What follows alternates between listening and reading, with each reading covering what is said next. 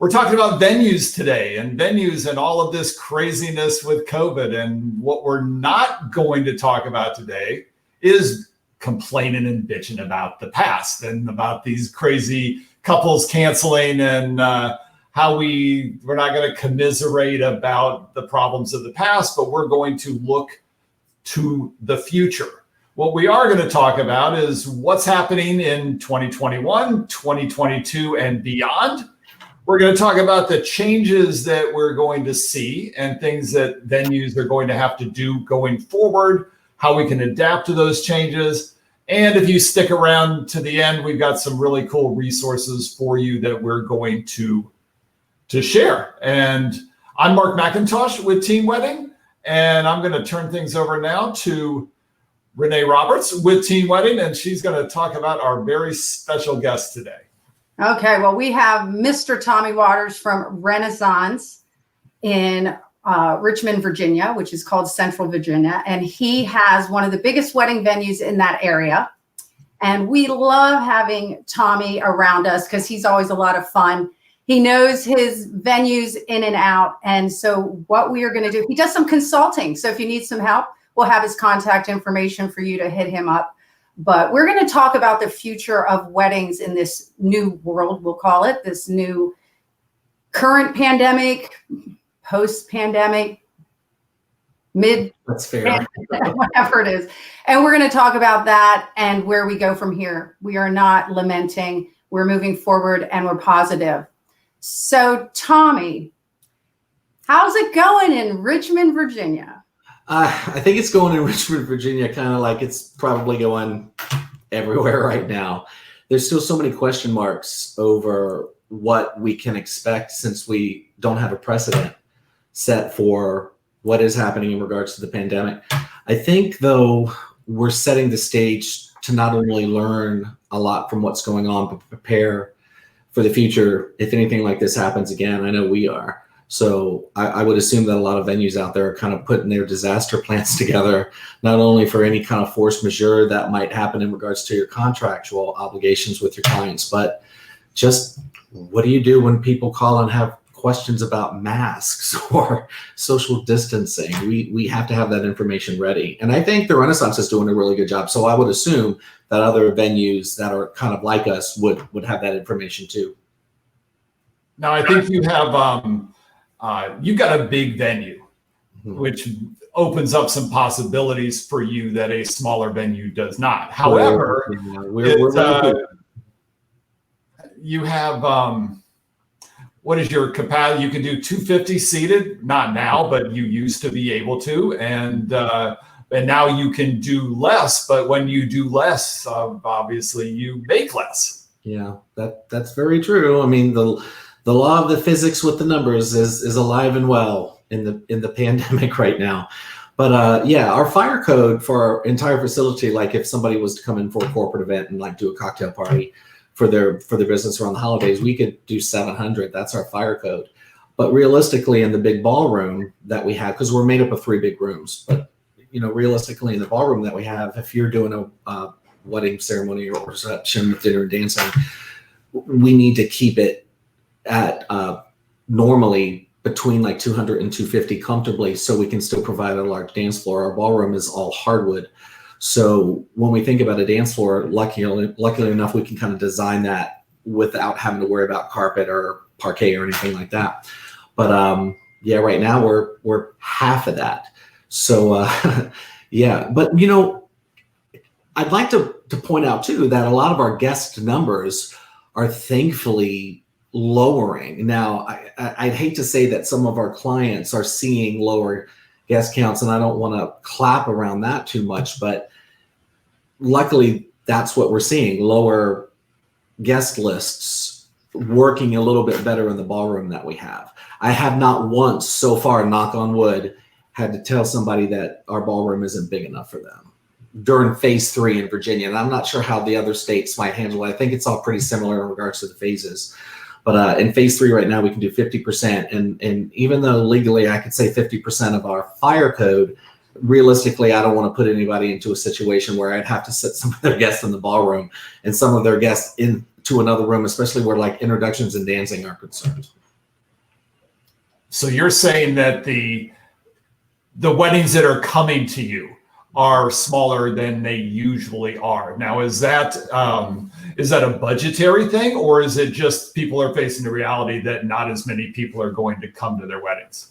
I don't think it's budget. I really don't, because I think if we were to compare it to weddings, like let's say before March, we would still have the same sort of budgets, because honestly, I see a lot of people in some of the preliminary reaching out or requests for proposals from us, some of their, where we ask what their budget might be, because I think that's one of the best questions we ask. And if anybody's not doing it, you need to add that on. But I'm seeing somewhat of a even keel right there. Now, once we get going with them and we start talking with them a little bit more, especially introducing some of the pandemic stuff, because they all have questions about it, this would be for a new client. We would pare that down a little bit versus depending on the capacity that they want to have. So I would say no, I don't really think that because of the pandemic, because people are still reaching out for 250 people, believe it or not, which gives us a lot of hope for the future. But realistically, when we get to talking, they understand we need to bring that number down a little bit if they're serious about booking with us anyway. So, go ahead. But what I was going to say in regards to the people that have been with me because our portfolio is large right now. Thankfully, we haven't had any cancellations, again, knock on wood, but we've postponed quite a few. So the ones that are existing right now, we are seeing a lower head count, but I think that's just by the nature of the beast of what's going on right now, because they started out with a higher head count and then they went lower just because of their guests. There's a lot of guests that don't want to go out right now with the big question mark over social distancing and higher, some of the people that may be higher risk than others. Okay, let's segue into that. Before I say that, I was remiss to not mention that if you do have questions for Tommy Waters, venue consultant, please put those into the chat area. And you may have to give Facebook permission for them to use your face so we can see your face. Otherwise, you'll just come up as Facebook user. So it's have no fear with doing that if you're comfortable. But speaking of that, to help your guests feel comfortable, what are a few things real quickly before we go into the next question, have you put into place that you weren't doing 8 months ago to help them make their guests feel safer? Well, several things that we've put into place that I actually think we're going to continue. Well, some we're going to continue and some obviously weren't, like taking temperatures. I have never seen a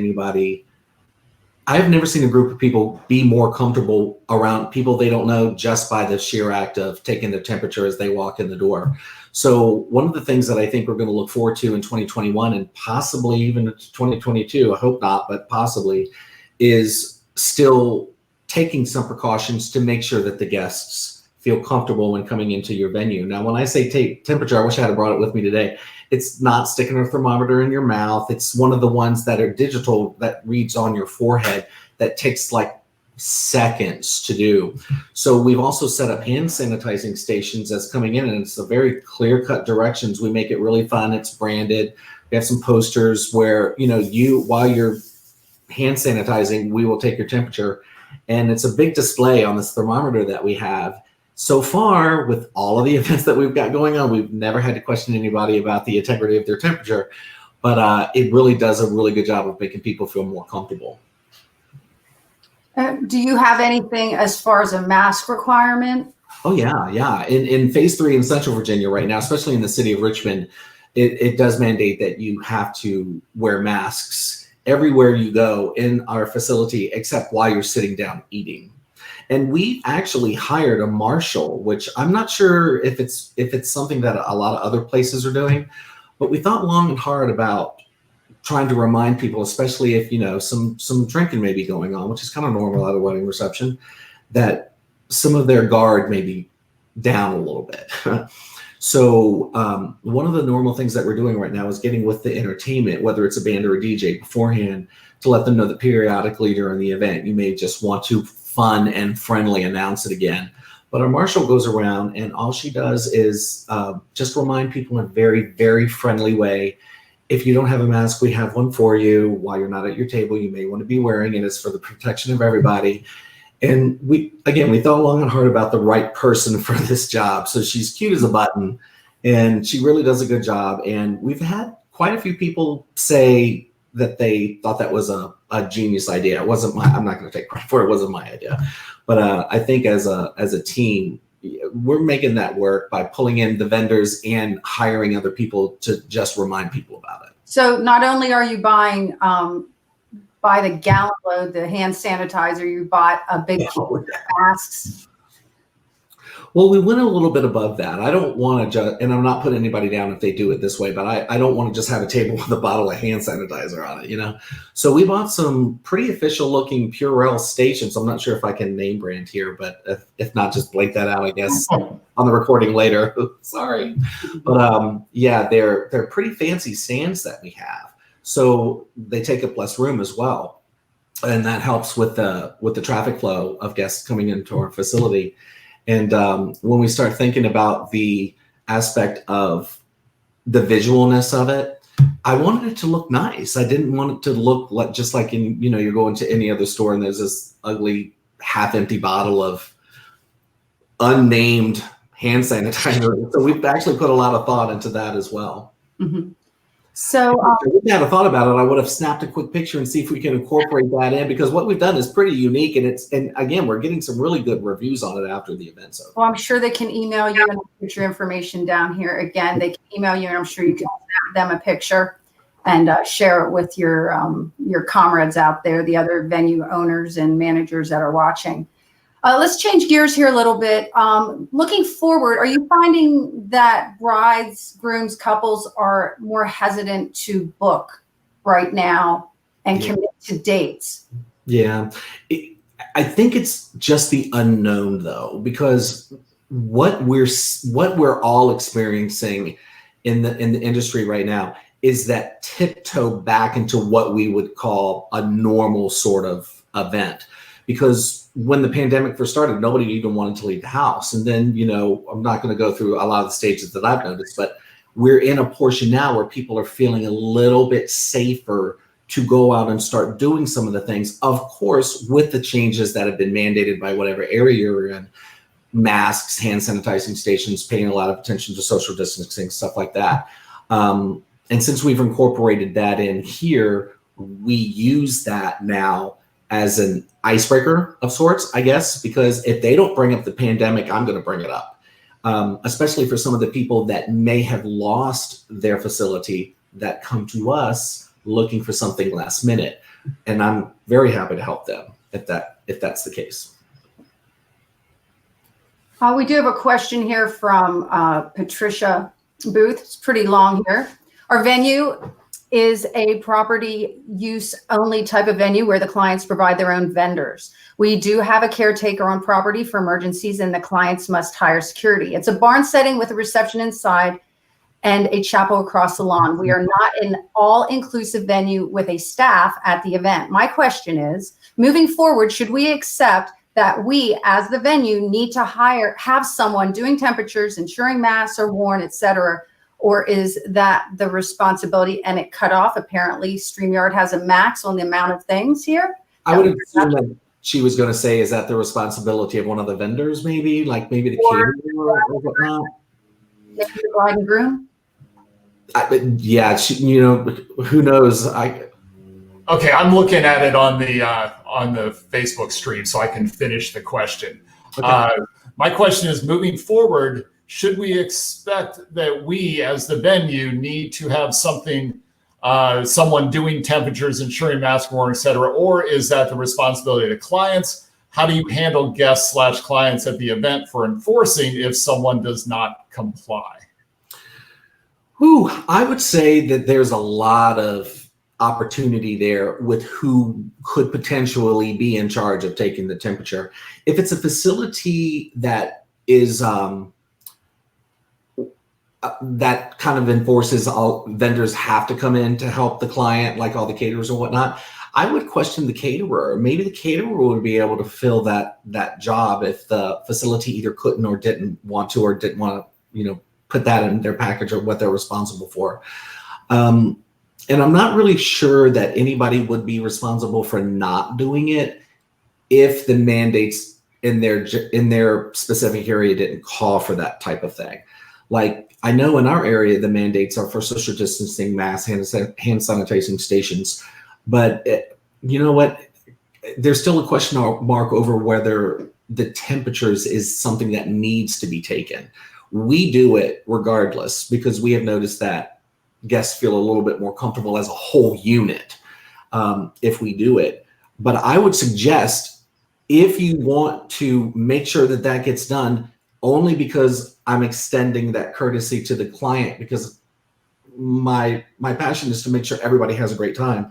I might say you might want to take that on for the time being just to see how it would work. Hire somebody into that position that would have some fun with it, very happy, very upbeat, somebody that can eloquently speak to people about the job that they're doing. In case somebody walks in the door and they're not real friendly about it, that could be a barrier taken down by just a quick smile and a little bit of education on the process that you're going through. Okay, talk for a minute, and again, not getting too much into today's events, but we all heard that the story about the wedding in Maine, where a lot of people became infected and some died as a result of that wedding. And in just seeing some of the comments and discussion among venue owners, there does seem to be a percentage, and I get it, like we all want to be back in business, but some who would, they're kind of, how can we skirt the rules? How can we get around the rules? How can we get back in business? And then you end up with one of those situations like we had in Maine, which then makes the entire industry look bad. Very, yeah. I would say, I'm a big believer in following the rules. And as long as everybody has due diligence for the rules that are placed before you, they're not rules to hurt anybody, even though sometimes the outcome is going to hurt the business.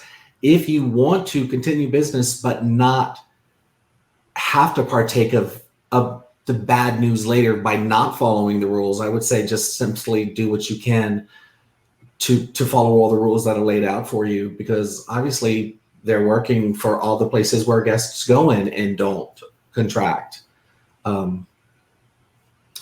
So yeah, I would just say do your best to follow the rules. And if you have any questions over what those are, just simply Google it, or maybe get in touch with your state's Department of Health or Health Department just to see what those mandates are. And I'm sure, like the state of Virginia, they would have people that would be more than willing to help educate you on some of the simple things that you could do so we don't have an issue like Maine happen. And this is a good time for all the venue owners and managers that are watching. And even if you're a different category and you're watching, it's a great time to go start a private Facebook group that is just for you. I know here in the state of Pennsylvania, there was a venue owner locally who set up a group called Pennsylvania Venue Owners and Managers, and they have discussions in there about their actual state things. They're sharing links and they're trying to help each other. So, I know there's definitely one for Pennsylvania. And we do have a question from a venue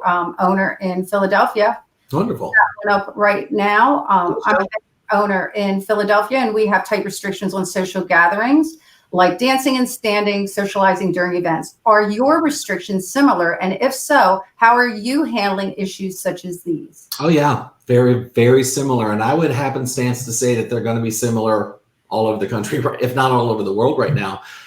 Social distancing is, bar none, one of the biggest things that we can do to make sure that we stay healthy. Now, how I handle it here is sort of, it's one of those things that I've built in to brand us a little bit more, because we have like the distance markers, spatial distance markers on the floor. I try to be fancy about it. Some people call them stickers on the floor, just letting everybody know what a 6 feet distance would be.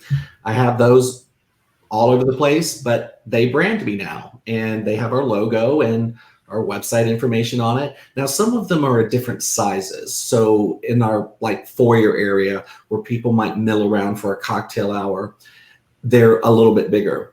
But in the ballroom, they have a slight glow factor to them, and they're all 6 feet apart.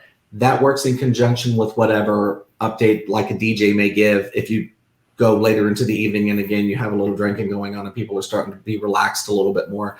But that's also where the marshal can walk in and go, oh, you're not 6 feet apart. Let's look at the glowing markers on the floor. And it works. I'm not going to lie to you. It really works well, because we can kind of, again, if you choose the right person, a little upbeat, people will be like, ooh, no, I got to back up 6 feet, or back up 2 feet, or back up 1 feet. It really does work well. And we've got really great reviews on that as well. It's very clear. We have a poster set up. We even had one of our clients last week make their own poster. It was a little whiteboard where they had somebody professionally write.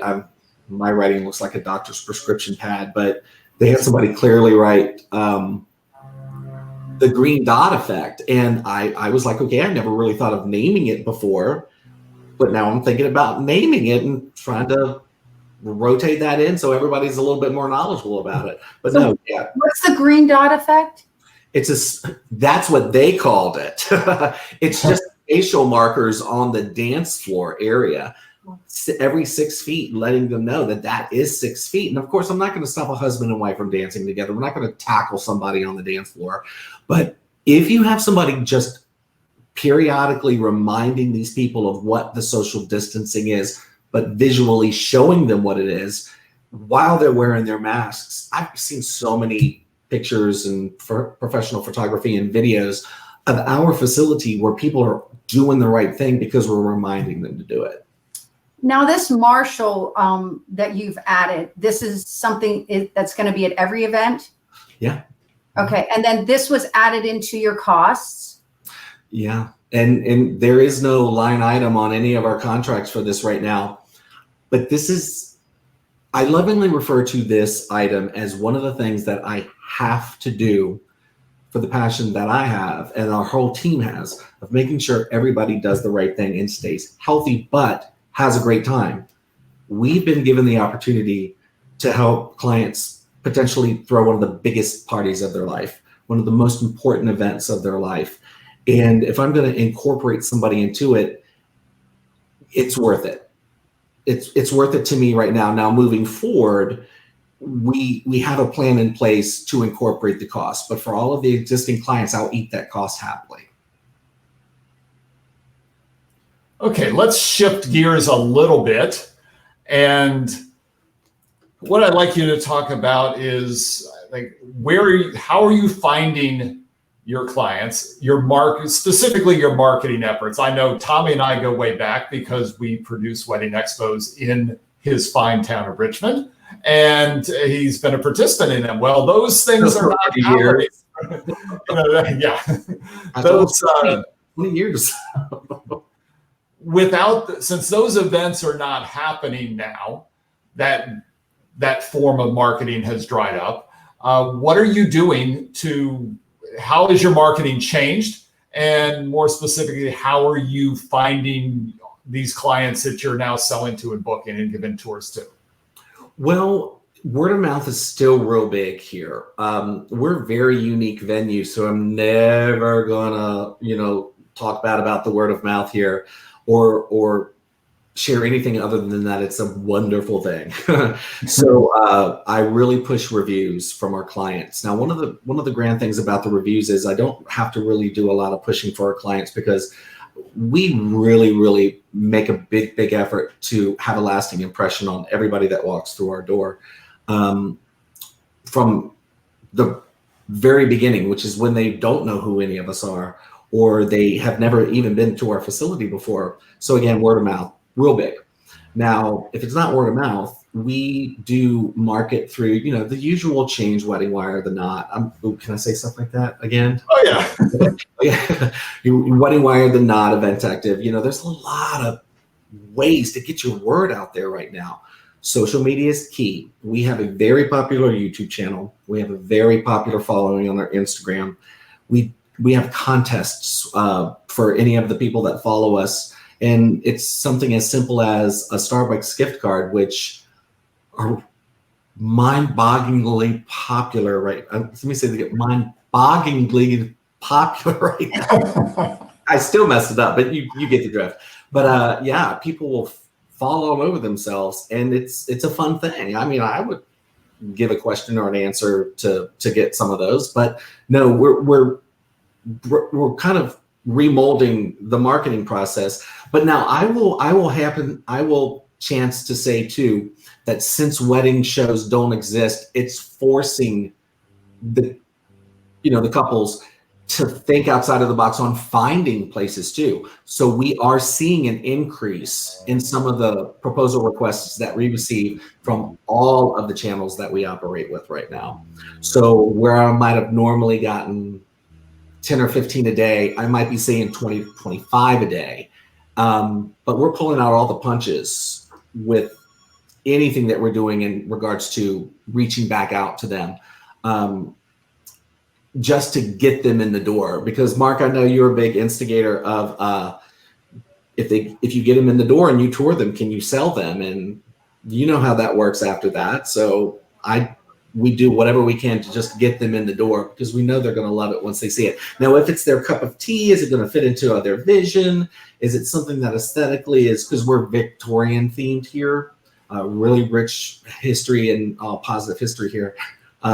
Might not be what they're looking for once they arrive, but I'm not going to say we didn't give it our all when they're walking in. Now, you do have a really nice virtual tour on your website. And now, do you find that, are people weeding themselves out or falling in love with it through that before they step foot in the door? Oh, no, we have so many good reviews on that virtual tour.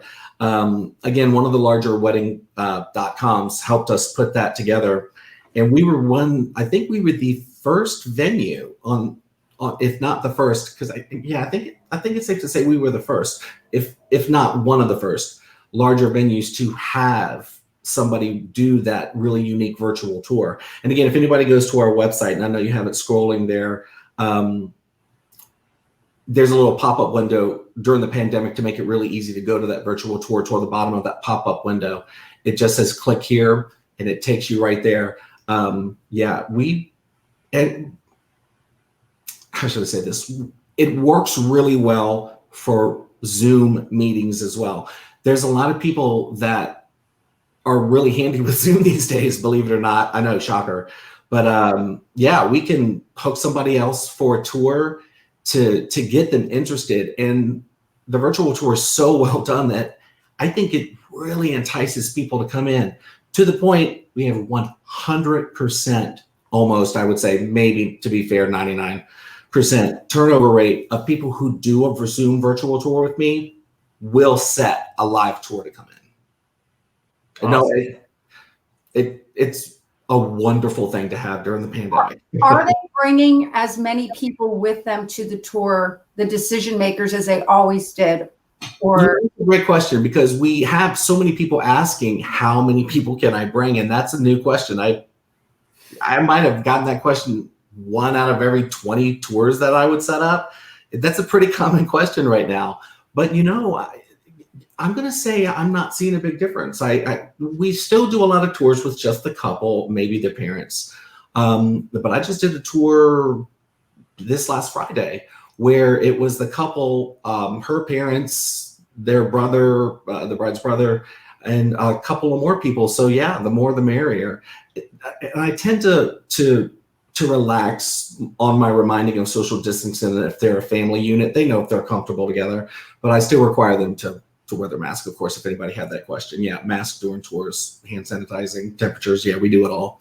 But no, I'm going to say that it's pretty normal in theory, but we do have a lot of people asking the question, how many people can they bring? Let's talk about food really quickly here before we wrap up, and then you can add anything else that you wanted to discuss. We are quickly going into our 30-minute mark, but we'll go over because I think we have some things we need to answer. You are all-inclusive, so you do your own food in-house, no outside caterers. How has that changed for you? I know that's not necessarily venue, but for those that do have the food in-house, how has that changed? I have two questions on that. The first one is buffets, yay or nay? And how about latex gloves, yay or nay? To me, they're just another way to transfer food. It doesn't matter that you're just transferring the touch from on the latex glove now from plate to plate. So how are you handling things like that, touching the plate? Anything you can help with that? Yeah, we have all educated ourselves on this, because as a venue that's all inclusive, we not only have to be the venue, we have to be the full-fledged caterer as well. So there's a lot of online classes or a lot of like virtual classes you can take just to educate yourself a little bit more. And I would suggest everybody that has to deal any kind of food, immediately go out to your states or areas or regions, Department of Health, and just quickly do a quick search or Google search and look at what the mandates are for you in your area. Now, ours has, believe it or not, can include buffets now. Now, when I look at the Department of Health, because we get a lot of questions from our clients of, can we have buffets, or do we have to have buffets, because a lot of places aren't allowing them. They are not the buffets that you're used to, though. It started out that if somebody insisted on a buffet, you had to have barriers, you could not touch things, things had to be cleaned and transferred, like serving spoons within a certain time limit had to be changed. You had to literally change gloves and be seen either washing your hands or changing your gloves. But there is a mandate now that says it's either gloves or some sort of tissue barrier, because they're caterer tissues. You can use those as well. Or our team would serve them. And it's like more of a, God, I hate to dumb it down, but it's like a cafeteria setting versus a buffet type setting. Even though the mandate in our area clearly states that a buffet can happen with certain differences and restrictions, and there's a lot, so I'm not going to go over them. Look it up; it's good reading. If you're in a caterer, if you're a caterer kind of thing, if you're a DJ, don't worry about it. You don't have to read it. But yeah, it's a little different than what you're used to. But we are pushing plated meals big time right now, because again, my goal is to make everybody feel comfortable, not just the bride and the groom. Everybody that's on that invite list has to walk out of here happy with everything that we've done. So to do that, we're kind of pushing, but showing the value of why you might want to do a covered plated meal instead. So many things you don't have to worry about at that point. So it's really working out well. It doesn't take a big push to get them to understand that in the pandemic, especially since you can kind of manipulate our cost to have a plated meal that might be cheaper than a buffet. So why not save a little money in the process, you know? A lot going on with venue owners. Okay, so here's a question from Patricia Booth McCoy. With all the postponements going on in 2021, are you opening up dates during the week since there's limited weekends? 2021 looks like it will be a loss of revenue. How do you combat that? Tommy Waters. Well, you know, we're just like any other venue on the planet right now. If you're you know, that whole saying that was kind of popular in the entire wedding industry, postpone, don't cancel, or was it don't cancel, postpone? Well, one of those. Yeah, we were privy to that too. We didn't have any cancellations per se. Everybody postponed, but the truth in the matter is those clients that postponed from one date to the next is theoretically taking that date from somebody else, where I could have had double the income potentially. There's no easy way to answer that, and other than that, we're going to have to deal with it, and we're going to have to find a way not only to work around it, but try to increase the revenue in different areas. So we added a photo booth, and it's incredibly popular right now. Everybody wants a photo booth, and I know it's such a simple thing, but that one price point can raise a little bit of money. Since I bought it, it's mine. I don't have to, you know, locate it in. We don't do parties off site, so it's there's no transportation. There's very little labor. It's a touch. It's a how should I say this? It's a touchless, an attendant free. You don't need anybody working it, so I don't need to pay labor for it. I just need to pay labor for somebody to set it up correctly and then to break it back down afterwards. It's a real big help. Different lighting packages that I've started to offer. So anyway, the point I'm trying to make is I cried about it, as I'm sure all venue owners did. pulling my hair out in the beginning, trying to figure out what it is we're going to do to get past this hump. It's just another one of those things that we're going to have to do it as a group, as a team. We're going to have to work toward it. One of the things that really helped me was reaching out to some of my friendly competitors, and we have a lot of them here in Central Virginia. If anything that I can say about Richmond, Virginia, is that it's full of amazing wedding vendors that all work well together. So we had mentoring and like brainstorming sessions of what we would do, and a lot of really good content came out of there. Maybe not so much for the clients that want to postpone, because sometimes there may be fees involved during certain restrictions, or if they want to postpone but then postpone again, higher fees may be involved right there. But I can promise you that it's not going to be a shock to the client at that point. As long as you preface everything you're doing right from the very beginning, setting the stage for what would be expectations from their part. We are at a plate glass window here at the Renaissance, in that if I think something's potentially going to happen to them, I don't just sit back. I let them know worst case scenario right then and there. So there's very little gray area moving forward. But the plain fact of the matter is we're all going to lose revenue. And, I'd hate to say that there's nothing we can do about it except try to make revenue in other places by thinking outside of the box to try to recoup a little bit. I hope that helped. Can she answer back and see if that helped? Patricia. Did that help? All right. So we promised some free stuff at the end if people stuck around, and they've stuck around. So that's awesome. Renee, what are the free things? The Starbucks gift card.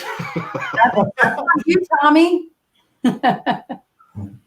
Tommy's got Starbucks cards for everyone. I have it in my desk right now. I'm not lying. Pass them out.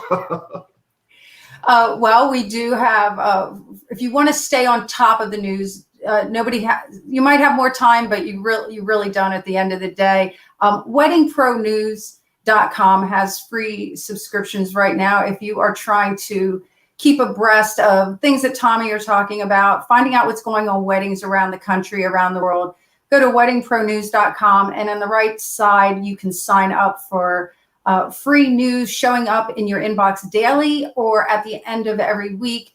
It'll be a synopsis of all the stories of that day or that week that you need to know. You can go to the website at any time. They have curators that are collecting the best news stories in the wedding industry, plopping them in there. Some of them are funny stories, some of them are serious, and there's a whole bunch of different categories. So check that out. How about the wedding types? In a video a couple of weeks ago. Yeah, mini moni, shift weddings, mini moni with a sequel wedding, all these types of new weddings. The jargon started, and you can go to teamwedding.com. Yeah, right there. Tommy has it. It's teamweddingmarketing.com/wedding types. I will put that link in the replay. And go ahead and you can read all about, it's a flow chart actually, and you can read all about the wedding types that are out there. It starts with the simple question of, are you having 50 guests, or are you having less than 50 guests, or more than 50 guests? And then that takes you in a flow chart down through what kind of wedding your guests are having. That way you can all be on the same playing field. We don't get a whole bunch of wording on what weddings are. Nobody knows what they're talking about across this industry, because if there was nothing of a shakeup this year, again, we couldn't keep up with the wedding names. So you have this handy dandy flow chart to follow along with. And some of those names are going to be things you've heard of, and some of them, like the shift wedding. I've been doing weddings for 20 plus years. I was like, the shift wedding, is that really what it sounds like? If you think about it, it makes a little bit of sense, especially with what's going on in the world today. Yeah, so go check that out at teamweddingmarketing.com/wedding types. And it's on the blog. So if you click on the link at the top of the blog. All right. And while you're over there at Team Wedding Marketing, that's kind of what we do, is that we help wedding pros with their marketing. And what we do to get started in that process is our free marketing checkups. And this is a no judgment zone. We'll take a look at what you're doing, offer some suggestions, and perhaps some ways that we can help you make it better and more efficient. And just go to the homepage and schedule your free marketing checkup. So with that, I think we are going to wrap things up for today. Tommy, thank you so much. It's great to see you. It's so good to see you guys too. God, I hate not doing these shows because they were some of the highlights of our year. Every year, I've never missed one. Well, there was one I missed because I had the flu. Ironic. But just one in almost 20 years. Yeah. So yeah. Tommy's talking about wedding shows, wedding expos, bridal fairs. He's been participating in Mark's for possibly 20 years. And I don't think I was 5, not trying to show anybody's age here. But anyway, thank you all. We will put this up on the replay at our YouTube channel and on our Facebook page, Team Wedding Marketing. And we hope to see you there soon. Thank you, everyone. There you go, Tommy. Look at that. Showing off our branded mask. Awesome. All right. Thank you. And we'll all talk soon. Thanks. All right. Tommy. Thanks. Thanks, Renee. Bye.